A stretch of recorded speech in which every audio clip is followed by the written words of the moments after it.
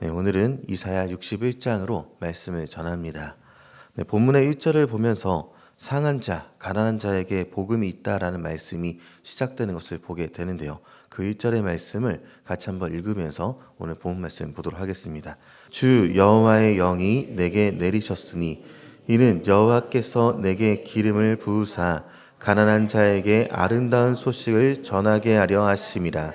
나를 보내사 마음이 상한 자를 고치며 포로된 자에게 자유를, 갇힌 자에게 노임을 선포하며. 아멘.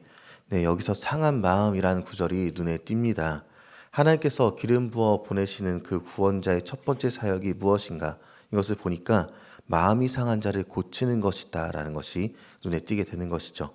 여기서 마음이 상했다, 이 원어 표현을 보니까 질그릇이 바닥에 떨어져서 산산 조각이 난 상태 자체를 보통 마음이 상했다라고 히브리 원어에서 이야기를 합니다. 내 힘으로는 아무리 주워 담아서 붙이려 해도 붙여질 수 없는, 맞출 수 없는, 깨지고 산산조각 난 그런 상태, 그러니까 내면이 완전히 무너져 버린 그런 상태를 얘기하고 있는 것입니다.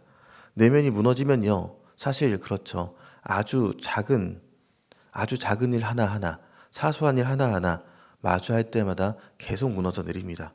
작은 것도 크게 느껴지고 누군가 사소하다 말하지만 더 이상 내게 사소하게 느껴지지 않는 것이 내면이 무너진 자의 모습이 되는 것입니다. 그리고 어쩌면 우리 삶에는 그런 순간이 종종 간혹 그렇게 찾아오는 것을 봅니다.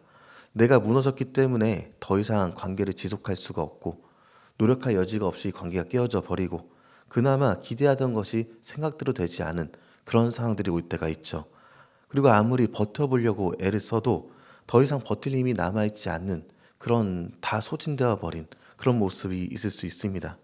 그 애쓰나 해결받지 못하는 자리, 아니 애쓸 힘조차 없는 그런 자리, 그 자리를 하나님께서는요, 하나님께서 그의 영을 부어주신 구원자의 첫 번째 사역지로 삼으신다라는 것이 오늘 본문의 1절의 시작인 것입니다.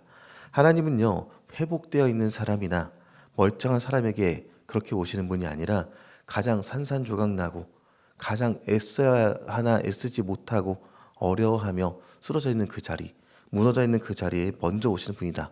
이것을 얘기하고 있다는 것이죠. 1절에 마음이 상한 자를 고치는 것에서 고치다를 원어로 보니까 하바시라고 발음하는 것을 봅니다.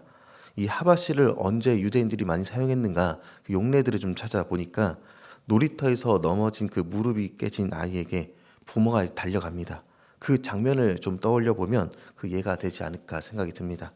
부모가 아이의 무릎을 바라보고 그 흙을 털어내고 물로 상처를 씻어내죠. 약을 바르고 그 후에 덧나지 않게 붕대를 감아냅니다. 그런 모습을 생각해 보면 될 것 같습니다. 그리고 이 하바시는 이 고치는 행위 자체를 표현할 때 그러한 모든 행위 자체를 포함한 단어, 그 단어로서 사용하게 됩니다.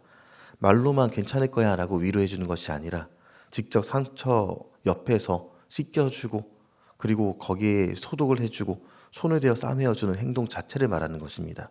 그리고 하나님은 그런 분이다라고 오늘 본문에 선언하며 시작하는 것이죠.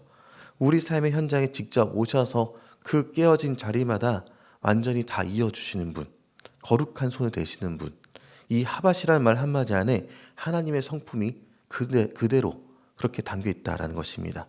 그리고 약속은요, 이 이사야서 안에만 있지 않죠. 호세아 6장 1절도 같은 말을 합니다. 잠시 읽어드리면 오라 우리가 여호와께로 돌아가자. 여호와께서 우리를 찢으셨으나 도로 낫게 하실 것이요 우리를 찢었으나 싸매어 주실 것임이라 라고 기록하는 장면이 있습니다.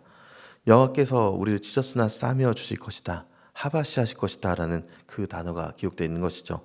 여러 상황에서요, 우리가 찢기고 상할지라도 주님께 돌아오면 그분은 결코 버려두지 않으시고 단단히 동여매어 주신다라는 것을 호세아서를 통해서 또 살펴볼 수가 있습니다.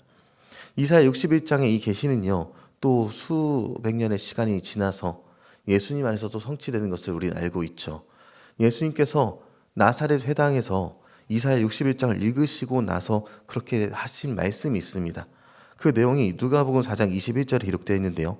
이에 예수께서 그들에게 말씀하시되 이 글이 오늘 너희 귀에 응하였느니라 하시니, 이렇게 기록하는 장면이 있습니다. 이 말씀이 오늘 너희 귀에 응했다. 이 선언 자체가 나는 상한 마음을 싸매러 온 이사야에 예언된 그 사람이다. 그것을 고백하고 있는 것입니다. 선한 사마리아의 비유를 주님께서 말씀하신 일이 있습니다. 강도 만나 죽어가는 사람 곁에서 제사장도 레위인도 다 피해갑니다. 그러나 사마리아인은 멈춰섰죠. 그리고 기름과 포도주를 부어서 상처를 싸매어 주는 그런 내용이 있습니다.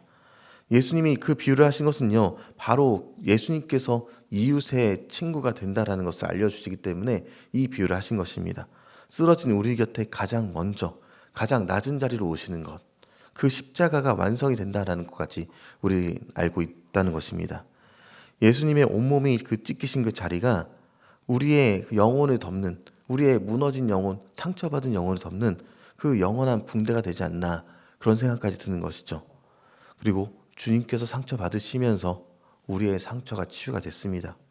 베드로전서 2장 24절에 어떤 내용이 기록되어 있는가 보니까 친히 나무에 달려 그 몸으로 우리 죄를 담당하셨으니 이는 우리로 죄에 대하여 죽고 의에 대하여 살게 하려 하심이라. 그가 채찍에 맞음으로 너희는 나음을 얻었나니, 이렇게 증거하는 장면이 있습니다. 그가 채찍에 맞았기 때문에 너희가 나음을 얻었느니라. 이게 복음이다라는 것이죠. 오늘 우리도 마찬가지입니다. 세상의 경쟁과 비교 속에서 마음이 갈라지기도 하고요. 생각지 못한 모습으로 무너지기도 합니다. 어쩌면 교회 공동체 안에서 셀모임하면서 겉으로는 괜찮은 척 애써 해보지만 속으로는 생각지 못한, 나누지 못할 그 어려움과 힘듦으로 인해서 무너져 살아가는 분이 계실 수도 있겠다, 그런 생각도 듭니다. 우리 자녀들조차 세상에서 끊임없이 비교하며 살아가고 또 관심에 굶주려서 살아가는 것을 또 보게 되죠. 그래서 마음의 상처들을 입어서 결국 깨지고 부모와 자식이 갈라지고 형제가 갈라지고 또 이웃과 갈라지는 모습들을 쉽게 봅니다. 그때마다 우리가 기억해야 할 것이 있습니다. 우리의 회복은요, 내 힘으로 괜찮은 척 버텨내는 것이 우리의 회복이 아니다. 이것을 얘기하는 것입니다. 산산조각 났지만, 무너졌지만 그 모습 그대로 십자가 앞에 나아가는 것이 우리의 회복이다라는 것입니다. 하나님은 우리가 다 고쳐지고 나서, 괜찮아지고 나서 그때 나아갈 수 있도록 만들어 놓으시고 또 오시는 분이 아니십니다. 가장 깨어진 모습, 있는 모습 그대로 바로 지금 그분 앞에 나아가는 것이 우리 주님께서 우리에게 원하시는 것이다라는 것이죠. 그래서 이것을 기억하시면서 오늘 그 상처 있는 모습 그대로 주 앞에 나아가시기 바랍니다. 그래서 단단히 쌓아주시는 주님의 은혜 안에서 오늘 평안하며 또 주변 사람을 위로하는 저 여러분이 되기를 주님의 이름으로 축원합니다.